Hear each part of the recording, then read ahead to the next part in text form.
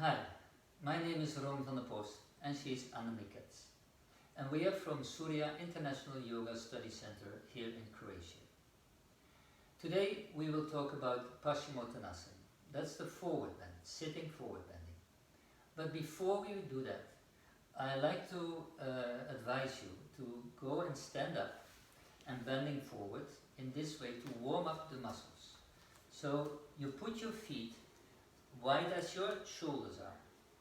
Then slowly bending forward, grabbing your elbows, and then you can bend your left knee. So you can hang down, relax, and you use the gravity for the weight of your upper body, so your hamstrings will be stretched. Your back side of the right leg will be stretched slowly, because the gravity is only there and you can't force it. And this is you switch once in a while up and down to the left or to the right. This is why we do it, that many injuries in pashimotanasana is because of the attachment from the hamstring to the sitting bone. It's not warmed up. So if you do this a little while, then you can sit down. And we will sit down. And then the most important part in the whole practice of pashimotanasana is the pelvis.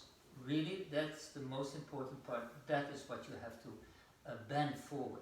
So you stretch your legs and again put your feet shoulder wide. So for the future you can put your belly between your legs and your head between your legs. But that is for the future. Now it is important to lift up your sitting bones, bending your pelvis as much as possible, as if you want to lift up both of your sitting bones. And then you feel relaxed in your spine, in your back, and try to keep it straight as much as possible. If you can reach your toes, grab your toes and pull your chest bone forward. Not down, but forward. A little bit up, as you can say. So you keep your spine as straight as possible and all the work will be done in your pelvis. That's the most important part in this position. After you did it and you reach the maximum of your possibility of the lengthening, then you can relax your neck. Then you can relax your shoulders and stay in this position for a little while. You have two options. Or you keep your hand just like that and keep on breathing, and then after a few minutes you try to lift up your navel inside and bending forward a little bit more and lifting up your sitting bones again, and then relax again as much as possible and just put your hands on the floor, just relax and keep your neck relaxed. And the other option is you grab your ankles, your feet, and then you try after a few minutes to pull yourself forward again. Extra, lengthening from the front side of the body, because if you do it only from the back side, then it is pulling from your back spine muscles. But I want to have it in the front side. So you lift up your sitting bones more and more and more.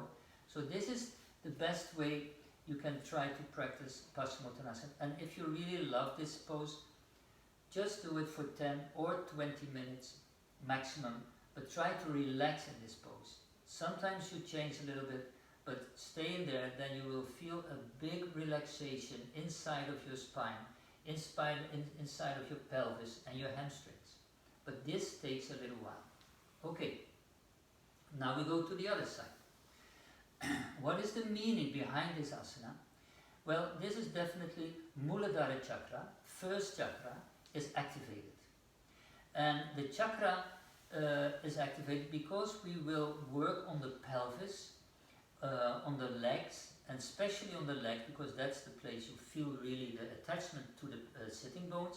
And if you pull your toes towards you, you will feel also the whole leg from the back side. And that means that is Muladhara chakra, and that is also what we can see with Apana prana. We activate the lower body, and by activating the lower body, you activate, stimulate Apana prana. The other part is with the dosha, and especially with this asana, I give you a few tips. Because for the pitta, it is a pitta lowering asana, and that means that you have to relax your shoulders and your neck, because the pitta wants to go to the end. and wants to do his best, but should be relaxed in the neck and in the shoulders, because that's the place he can try to reach out further. So for the Vata, it is also a Vata reducing asana, and the only thing is that for Vata you should have a little bit more strength in it. So you pull your legs and try to bring that strength inside of this asana. And Kapha is needed to lift up your chest bone and keep the front side straight. Keep it constantly straight and try to give your attention full in this asana. So these are the little tips for the doshas on this moment. Okay, I say thank you very much for watching this and see you again soon. Thank you. Namaste.